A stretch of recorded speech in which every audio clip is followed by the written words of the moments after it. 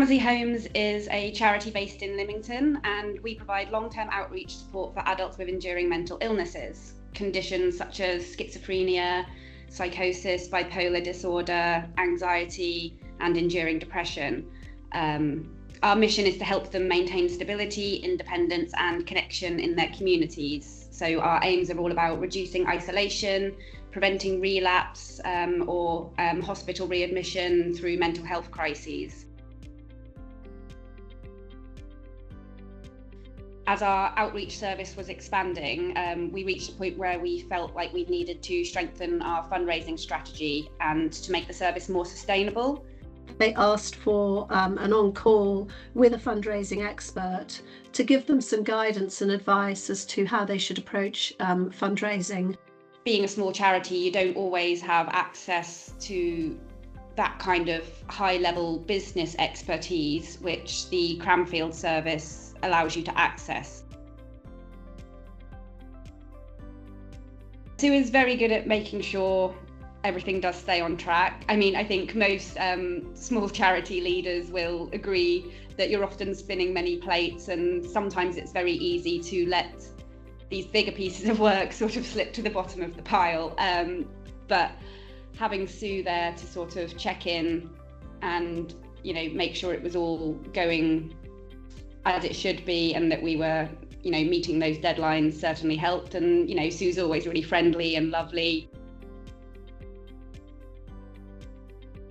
Ian is absolutely wonderful. I mean, it's not the first time we've had an on-call with Ian. He also helped us last year when we were looking at getting in fundraising support and the best options for us in order to increase our fundraising capacity.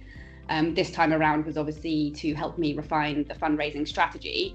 Ian is a very well-known volunteer, and although an on-call it is done remotely, it can be anybody within the country, but Ian is relatively local, so he's in the same area, and he was just well known as a very safe pair of hands.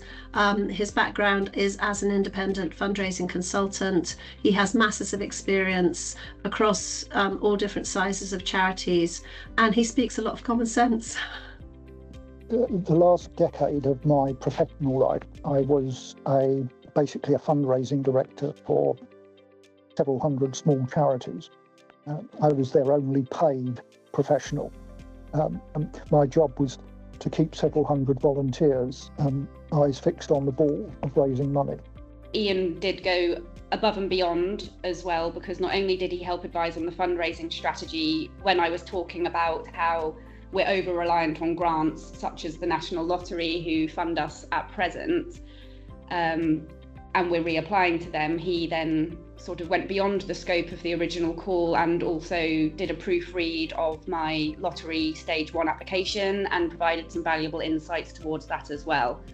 I think my role was to try and show the changes that they had made in both the structure and way it operated, and introducing payments from their clients in a small way, and that they should put that into their lottery bid to show that they were developing a more robust and sustainable infrastructure.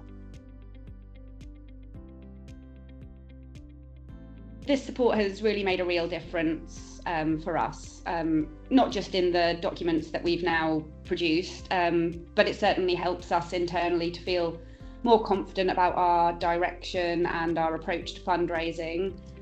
It, I think, gave them more confidence in their strategy, and it gave them a focus to their activities, really honing down on what they were spending their time on, and hopefully that will deliver more positive results for them in the future. For small charities like ours, having the pro bono expertise is amazing, and it's transformative because it does give us access to those professional skills that would, otherwise be out of reach or might come with a large price tag for consultancy fees.